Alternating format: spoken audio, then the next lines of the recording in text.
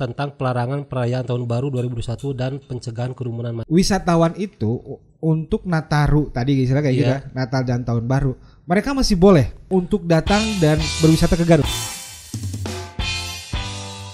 Assalamualaikum warahmatullahi wabarakatuh. Waalaikumsalam warahmatullahi wabarakatuh. Waridwan. Pak Epi, apa kabar? Alhamdulillah sehat baik. Alhamdulillah hari ini saya sudah kedatangan Pak Epi, Kabid Promosi ya Pak ya? Kabid Pemasaran. Kabid Pemasaran. Kabid Pemasaran di Dinas Pariwisata Kabupaten Garut. Iya. Terima kasih Pak telah hadir. Terima kasih kembali. Oke ini Pak, saya dari semenjak Corona dateng lah yang kayak gitu, sebenarnya dari dulu pengen banget bisa ngundang dari teman-teman dinas pemerintahan gitu kan, karena kita pengen bertanya banyak informasi lah. Intinya sekarang kan ini juga berhubungan dengan pariwisata. Apalagi kita bakal menghadapi liburan Natal dan tahun baru nih. Nataru. Kan kemarin maksudnya gini, sektor pariwisata itu kan sektor yang paling berdampak sekali lah Pak. Apalagi saya juga kan event organizer. Wah kita nggak bisa bikin event, nggak bisa bikin apapun lah. Nah sekarang maksudnya sudah masuk di penghujung tahun. Ini ada yang pengen ditanyain yang lebih paling utama nih Pak sebetulnya. Tentang liburan. Nah liburan untuk Natal dan Tahun Baru. Ini seperti apa sih Pak? Kemarin kan kita banyak dengar beritanya gitu kan bahwa ada peraturan ini itu gitu kan. Kayak gimana nih Pak sebetulnya? Ya mungkin perlu kami jelaskan kembali ya terkait beberapa statement Pak Bupati baik di media sosial ataupun di dalam pelaksanaan apel pagi waktu di Setda gitu kan. Pak Bupati mengingatkan kepada kita selaku pegawai khususnya bahwa kita sudah membuat surat edaran. Nah, itu surat edaran itu terkait tentang pelarangan perayaan Tahun Baru 2021 dan pencegahan kerumunan massa dalam upaya pencegahan penyebaran coronavirus disease 2019. Itu tertuang, saya juga baru kemarin menerima surat edaran ini. Tertanggal 21 Desember 2020. Jadi masih baru ya. Dengan nomor surat nomor 443.1/11816 di mana disebutkan di dalam surat edaran tersebut bahwa Pak Bupati dalam surat itu menindaklanjuti dari surat keputusan gubernur, surat edaran gubernur sama tentang perubahan atas surat edaran gubernur Jawa Barat nomor 202 KPG 0305 Hukham tentang pelarangan perayaan Tahun Baru 2021 dan pencegahan kerumunan massa. Jadi dasar dari tindak lanjut Pak Bupati sendiri memang tidak hanya mengedarkan surat edaran ini, tapi ada tindak lanjut dari surat edaran gubernur dan surat edaran dari Satuan Gugus Tugas pusat ya. Itu mungkin dari surat edaran itu perlu diinformasikan bahwa memang sebetulnya ini sudah beredar baik di pelaku-pelaku usaha ataupun sebagian dari masyarakat yang ada yang sudah tahu mungkin ya, khususnya di para pelaku hotel restoran. Mereka sudah tahu sebetulnya. Kami sudah menginformasikan tentang surat edaran ini. Di poin-poinnya berarti seperti apa Pak dari surat edaran itu? Dari surat edaran itu ada beberapa poin. Pertama untuk tetap melaksanakan dan mematuhi protokol kesehatan. Yang intinya bahwa di dalam protokol kesehatan itu sendiri kita harus menggunakan pelindung. Itu berupa masker ya. Masker juga ada acuannya. Jadi yang 3 lapis ini seperti ini. Jadi tidak bukan kayak scuba yang kayak gitulah. Ada masker yang standar kesehatan. Yang 3 fly ya, 3 lapis di dalamnya. Kemudian mencuci tangan dengan menggunakan air mengalir atau sabun pembersih. Atau hand sanitizer ya. Kemudian yang ketiga menerapkan jaga jarak atau physical distancing dan menghindari kerumunan massa. Berarti prinsip 3M itu ya. 3M, yang tetap dipakai. Nah, ada tambahan lagi untuk per orang itu sendiri, yaitu meningkatkan daya tahan tubuh dengan menerapkan perilaku hidup bersih dan sehat. Ya. Nah, di samping 3M itu, protokol kesehatan itu tidak lupa bahwa untuk para pelaku usaha harus tetap menyediakan termogan ya. Jadi setiap mereka yang berkunjung ke tempat-tempat wisata atau ke tempat-tempat yang diindikasikan banyak kerumunan massa, tetap itu wajib harus ada itu kan. Oke. Itu sebagai salah satu tindak pencegahannya mungkin ya untuk mengukur suhu tubuh, apakah dia itu suhunya di bawah 37,5 derajat atau di atas gitu kan gitu. Kalau di atas ya otomatis itu ada terindikasi bahwa dia punya gejala walaupun dia OTG ya, walaupun dia OTG. Jadi diwajibkan dia untuk di rapid test itu kan, karena dikhawatirkan dia reaktif. Kan kita tidak tahu apakah dia itu reaktif atau non reaktif itu kan gitu. Kemudian juga untuk pemilik, pengelola atau penanggung jawab usaha dan masyarakat untuk mematuhi hal sebagai berikut. Itu yang kedua ya, tidak memfasilitasi kegiatan yang menimbulkan kerumunan massa. Termasuk acara perayaan pergantian tahun. Jadi berarti tidak boleh ada acara perayaan lah kasarnya gitu ya. Kalau dulu kan ada acara misalkan kembang api, kemudian juga ada petasan bahkan di di sisi lain, itu tidak boleh sekarang gitu ya. Kemudian juga ada pembatasan jam operasional. Nah ini untuk jam operasional ini harus dibatasi sampai dengan jam 20 WIB. Oh, di tanggal 31-nya itu? Iya, di waktu pelaksanaan perayaan Natal gitu kan. Untuk para pemilik itu. Baik itu di tempat restoran, kafe, warung makan, tempat hiburan, mal dan usaha lainnya yang sejenis. Jadi harus dibatasi jam operasional sampai jam 20 atau jam 8 malam. Ini dari apa? Pas dari mulai Natal sampai nanti tahun baru berarti? Dari Nataru aja, pas begitu kegiatan libur panjang itu sendiri. Kalau melihat jadwalnya itu dari mulai tanggal 24 sampai dengan tanggal 8. Sampai 8 Januari? Bahkan dari mulai tanggal 21 Desember sampai dengan tanggal 8 Januari 2021. Berarti semua tempat usaha misalnya seperti kafe, restoran itu maksimal beroperasi sampai jam 20 jam 8 berarti. Jam 8 malam, iya. Oke. Karena memang surat edarannya menunjukkan seperti itu gitu kan gitu. Kemudian juga yang ketiga, kepada pemilik atau pengelola dan penyewa usaha atau kegiatan di daerah tujuan wisata agar melakukan pengetatan protokol kesehatan. Tadi ya sudah terutama kepada pengunjung tetap harus memenuhi protokol kesehatan harus memakai masker, menjaga jarak, kemudian juga memakai hand sanitizer gitu kan itu. Jadi tetap intinya protokol kesehatan tetap harus dijaga. Oke, we get it Pak. Jadi poin-poinnya ada lagi tambahan nggak Pak? Cukup segitu. Nah untuk selanjutnya mungkin karena ini harus membatasi jumlah pengunjung lah, otomatis seperti misalkan kalau ada tempat-tempat hiburan gitu ya, seperti ini nih ada bioskop kita kan gitu ya. Bioskop kita di Ramayana 21 yang batasi. Kalau hotel juga sama, tetap okupansinya dikurangi juga. Kalau melihat di surat edaran ini sebetulnya tidak disebutkan. Jadi tergantung bagaimana okupansi yang mereka didapat gitu ya. Maksudnya tidak dibatasi berapa, cuman yang dibatasi itu tidak boleh ada perayaan saja. Karena tadi disebutkan bahwa untuk bioskop memang ini yang dibatasi karena ada kerumunan.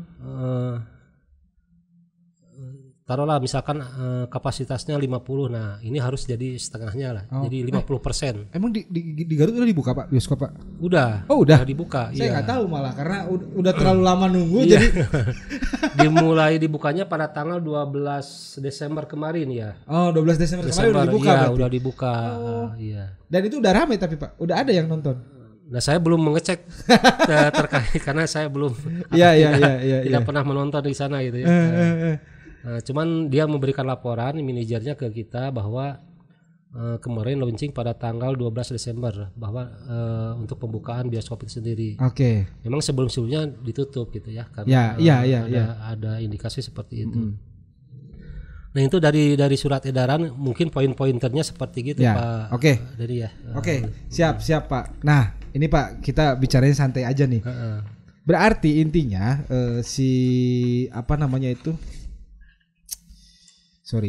wisatawan itu untuk Nataru tadi istilah kayak gitu ya, Natal dan Tahun Baru, mereka masih boleh untuk datang dan berwisata ke Garut? Boleh, tidak larangan. Tidak ada pelarangan. Iya. Yang dilarang itu hanya untuk perayaan Tahun Baru. Jadi nggak boleh ada nih kayak kita pesta kembang api dan apa-apa tuh udah nggak boleh ada lagi. Jadi karena itu ada terindikasi ada kerumunan massa gitu kan gitu. Kerumunan massa gitu kan gitu. Jadi itu yang dikhawatirkan terserangnya atau terjangkitnya virus itu kan tersebarnya virus itu karena ada masa seperti itu gitu kan kerumunan itulah yang dilarang itu. Oke. Berarti untuk wisatawan yang emang ingin datang ke Garut, ingin bertahun baru di Garut itu masih diperbolehkan. Masih diperbolehkan, iya. Jadi bukan dilarang, tetap bisa datang. Nah, terus yang penting mengikuti protokol kesehatan. Nah, iya. Terus kan yang kemarin ramai itu ya karena bingung bahwa ini harus membawa misalnya kan seperti surat tes lah misalnya atau apa misalnya kayak gitu kan, tes yang kayak gitu, rapid test yang kayak gitu kan harus H-2 misalnya kan pemeriksaannya sebelum berangkat. Nah kalau untuk di Garut sendiri apakah memang wisatawan itu harus dites dulu di tempatnya masing-masing atau kayak gimana sih Pak? Nah ini kemarin juga ada informasi dari Bapak Bupati bahwa untuk di tempat-tempat wisata mungkin ini salah satunya di Papandayan, di Darajat, kita atau pemerintah daerah istilahnya akan menyediakan tempat pemeriksaan rapid test. Mudah-mudahan untuk semua tempat wisata juga berlaku seperti itu gitu. Jadi buat mereka yang tidak bawa kasarnya gitu kan, tapi ada tes di tempat gitu kan. Ya itu gitu. Memudahkan sih kalau seperti itu gitu kan. Kalau misalnya ini kan harus bawa H-2. Tapi kalau nggak salah kalau itu hanya untuk mereka yang bepergian dengan transportasi umum ya, seperti kereta dan pesawat atau seperti apa sih? Tidak, sebetulnya ini berlaku untuk semua sih. Kita tidak tahu kan orang Garut sendiri atau orang dari luar Garut apakah dia OTG atau tidak kan gitu. Betul. Harusnya berlaku semua gitu kan gitu. Jadi lamun misalnya saya adek jalan-jalan saya orang Garut ya. Hayang ulin nih Pak misalnya kan ke Pangandaran atau ke Pamengpeuk misalnya kayak gitu. Itu tetap juga harus ada suratnya atau kayak gimana? Nah, itu pemberlakuan dari Pangandaran itu sendiri ya. Apakah dia mewajibkan setiap pengunjung harus dirapid atau tidak atau diswab tidak. Kalau di Kota Garut sendiri masih tetap misalnya saya kan tadi ada ke Papandayan. Iya. Paling nanti ada pos pemeriksaan nanti di sana. Nggak usah harus bawa surat dulu H-2 aja kan nggak usah Pak. Iya. Oke. Ada nanti tempat misalkan lokasi untuk pemeriksaan rapid test gitu kan gitu. Mudah-mudahan juga ini tidak hanya ke tempat-tempat wisata yang kunjungannya banyak tapi ya mungkin ke Cangkuang atau ke Sayang Heulang juga ya mudah-mudahan bisa dilaksanakan seperti itu gitu kan. Dengan tempat-tempat fasilitas yang ada di lokasinya masing-masing gitu. Nah, berartinya tadi udah dibilang wisatawan ini aman lah ya. Kalau misalnya mau main ke Garut boleh. Mau diperiksa dijaga pas ketika dek masuk di perbatasan kota tiba-tiba ditahan misalnya gitu kan terus nggak seperti itu ya Pak ya. Hotel juga tetap masih bisa didatengin misalnya kayak gitu. Ya karena kan Pak, ya Allah ngomongin Covid kita udah mau setahun ini Pak. Saya juga sedih buat para pelaku biasanya usaha. Biasanya ada kebijakan dari masing-masing pelaku usaha itu ya kan. Kalau hotel, restoran. Iya. Intinya yang penting yang dicegah itu ya tadi kerumunannya itu yang nggak boleh. Iya, kalau di surat edaran itu. Berarti tahun baru sekarang bakal sepi ya tuh Pak. Kita nggak bakal. Tapi kalau saya di rumah pengen nyalain kembang api boleh nggak itu Pak? Ya kalau di rumah sih tidak menjadi masalah. Gitu. Iya kan maksudnya kan gini. Tahun baru itu kan lumayan Pak ya para UKM yang mereka yang bikin trompet biasanya kan gitu kan yang jual beli kembang api yang kayak gitu. Kemudian terus apa? Air mancur gitu ya.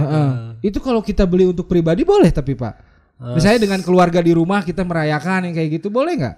Ya kita kan tahu yang di rumah itu apakah dia bergejala atau tidak gitu kan.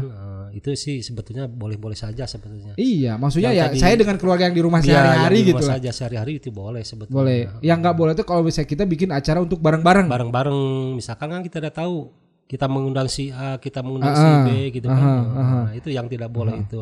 Kalau tetap ada yang membuat acara, Mm-mm. itu ada sanksinya nggak Pak? Nah, ini juga dimunculkan ya di dalam surat edaran ini bahwa dicantumkan di dalam poin ini bahwa bagi mereka yang melaksanakan kegiatan seperti itu maka mereka akan dikenakan sanksi sesuai dengan surat edaran yang kemarin itu yang di Peraturan Bupati Garut nomor 47 tahun 2020 Oke. tentang pedoman penerapan disiplin dan penegakan hukum protokol kesehatan. Apa sanksinya itu Pak? Itu ada beberapa pointer ya, banyak kalau tidak salah, baik untuk pelaku usahanya, untuk perorangan juga ada. Yang paling berat apa Pak? Ada pidananya nggak sih? Janganlah ya Pak ya. Ya, Tapi kalau untuk pendisiplinan ya boleh lah. boleh ya. Kalau untuk pendisiplinan ya boleh lah, karena mungkin bisa jadi contoh juga buat yang lain. gitu. Iya. Kita tidak membawa seperti apa ada apa tentang pedoman penerapan disiplin itu. Ada nanti bisa dicari lah di Peraturan Bupati nomor 47 tahun 2020. Oke. Kita juga sudah mengeser ke tiap beberapa pelaku usaha sebetulnya itu. Mungkin bisa dibuka kembali ya. Oke, berarti intinya untuk para pelaku usaha udah tahu semua tentang peraturan-peraturan yang boleh dan tidak boleh. Tidak boleh udah dilakukan. ada, iya. Ya, ini juga sebetulnya saya pengen berbicara ini tuh juga sebetulnya lebih ke informasi untuk masyarakat yang ingin menjadi wisatawan mungkin, karena mereka berpikir kan udah jadi kebiasaan sih apa ya, yang namanya tahun baru itu pasti bakal marahin lah gitu, rame gitu kan gitu. Kan akhirnya mau libur Pak, tapi diam di rumah ada terame atuh gitu kan. Makanya kita udah jadi kebiasaan. Nah, cuman mungkin untuk saat ini kita ada hal-hal yang lebih memang harus diperhatikan gitu kan. Iya. Seperti ya tadi ya 3M yang penting lah gitu ya. Pasti masker, mencuci tangan, menjaga jarak itu yang harus pasti ya. Protokol kesehatan seperti itu. Ya, cuman kemarin teh kasieunan karena rame, wah ini berarti tuh menang atuh ya gitu mau tahun baruan mau ke Garut mau jalan-jalan. Tetap masih boleh kan? Sebenarnya boleh. Kalau jalan-jalan boleh. Gitu kan. Kalau berkunjung ke tempat wisata boleh. Yang tidak boleh itu tidak boleh ada perayaan aja, perayaan di malam Natal atau tahun baru aja. Oke, siap Pak. Udah jelas nih, berarti kan informasinya. Nah, saya pengen berpindah sedikit nih Pak dari ngomongin tahun baru dan Natal. Saya pengen berpindah sedikit kan. Saya kan IO Pak ya. Iya.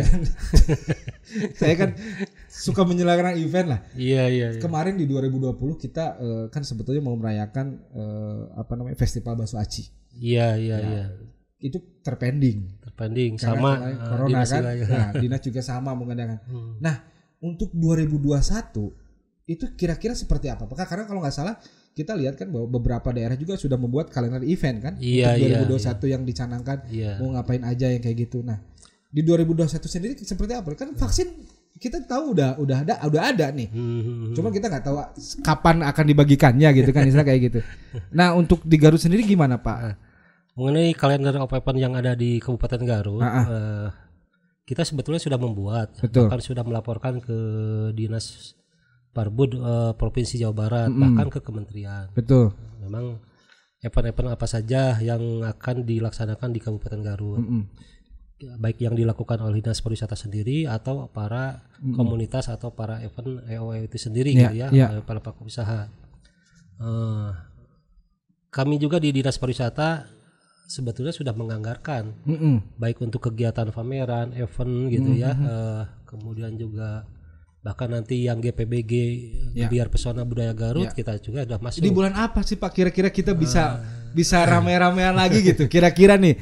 Iya. Soalnya kan kalau misalnya saya lihat di berita dirujukan untuk kabupaten yang lain kan mereka sudah benar-benar kick off karena kan walaupun untuk 2021 kan harus rencanakan secara matang kan dari sekarang. Rencanakan dari sekarang, iya. Kan? Gitu. Ada yang jadi buat Formula F1 kan kalau nggak salah gitu kan di kabupaten mana gitu yang kayak gitu. Bahkan tarafnya internasional lah gitu. Dan mereka maksudnya saya bilang ini kok kayak udah pede ya bakal 2021 memang bakal bisa diselenggarakan lah. Ya mudah-mudahan lah tuh. Nah itu dia. Nah saya pun juga kan sama. Saya juga harus merencanakan nih misalnya dari tahun kira-kira Ini mungkin dari prediksi lah, bocoran lah kan Bapak orang dalam gitunya. Kira-kira di bulan apa nih di Garut itu bakal bisa kembali untuk melakukan perayaan gitu loh. Untuk Pak Dani sendiri kapan mau melaksanakan festival bakso aci? Rencana kalau kita kan udah jelas festival bakso aci kita jadwalnya gitu kan? Jadwalnya tuh pasti di munggahan. Jadi menjelang sebelum memasuki bulan Ramadan. Itu berarti sekitar bulan April kalau 2021. Ya, bulan April, iya. Nah kira-kira itu udah aman nggak Pak di bulan April? Kalau misalnya merujuk kan vaksin itu kan sudah ada. Saya bilang kalau nggak salah di Januari kita udah mulai ada pelaksanaan vaksinnya nasi ya. Sebetulnya untuk kita juga sudah merencanakan untuk pelaksanaan Gebiar Pesona Budaya Garut di bulan Maret gitu. Oke. Berarti Bapak duluannya tamu Bapak aman saya gitu dituturkan. Cuman tidak tahu untuk kedepannya apakah COVID ini bertambah ganas atau bertambah lebih banyak atau bagaimana kan gitu. Tapi yang jelas kita ada perencanaan untuk pelaksanaan itu sendiri kan, termasuk event-event Garut Intan Carnival, kemudian juga seperti festival bakso aci kita masuk di CEW itu kan. Kemudian juga ada nyanet, ada pelaksanaan satu Muharaman nantinya untuk kedepannya. Bahkan untuk ketakasan domba Garut juga kita sudah mencoba merencanakan ya di bulan-bulan awal tahun ini gitu kan gitu. Nah masalah pelaksanaan mungkin nanti juga ya kita berharap mudah-mudahan COVID-19 ini bisa dilaksanakan kegiatan itu sendiri gitu kan, dan COVID-nya bisa berkurang atau bahkan intinya kan sebenarnya kayak gini kan, kalau misalnya dari dunia kedokteran yang saya tahu bahwa COVID itu mungkin tidak akan hilang. Ya gitu. Karena penyakitnya ya ada. Tapi maksudnya setelah ada vaksin kan sama lah aja kayak misalnya kita polio atau apa kan dulu juga polionya tetap nggak hilang, tetap ada. Tapi kita udah punya si vaksinnya itu gitu yang bisa menahannya itu. Nah makanya yang saya kemarin harus bertanya ke siapa, saya bilang itu kan. Cuma kan karena memang pariwisata itu adalah salah satu induknya kita juga gitu kan. Karena kita memang berada di bawah pariwisata lah untuk kegiatan event yang gitu. Makanya ini ingin secara jelas ditanyakan gitu. Kira sih bisa ramean deh gitu. Tapi kalau misalnya memang ternyata untuk pariwisata sendiri sudah mencanangkan event pertama itu di bulan Maret, berarti aman kayaknya, mudah-mudahan. Mudah-mudahan lah. Bahkan kita juga sudah merencanakan untuk ikut pameran-pameran gitu ya, pameran-pameran yang ada di Kabupaten Garut. Termasuk di provinsi, bahkan di itu di bulan Jakarta. Berarti sudah mulai diizinkan, sudah mulai boleh. Kita sudah merencanakan, bahkan kemarin dari Dinas Pariwisata provinsi kita harus mengajukan terkait dengan Japa Festival gitu kan gitu. Kita juga sudah mengajukan untuk ikut serta gitu kan gitu. Cuman pelaksananya kita belum tahu kapan itu. Biasanya setelah hari raya lah itu. Setelah hari raya Idul Fitri. Hari raya Idul Fitri biasanya. Iya, berarti sekitar di bulan Mei berarti kan. Juni Juli. Juni.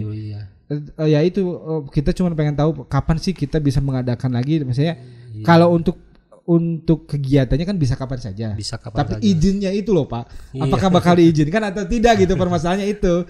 Iya.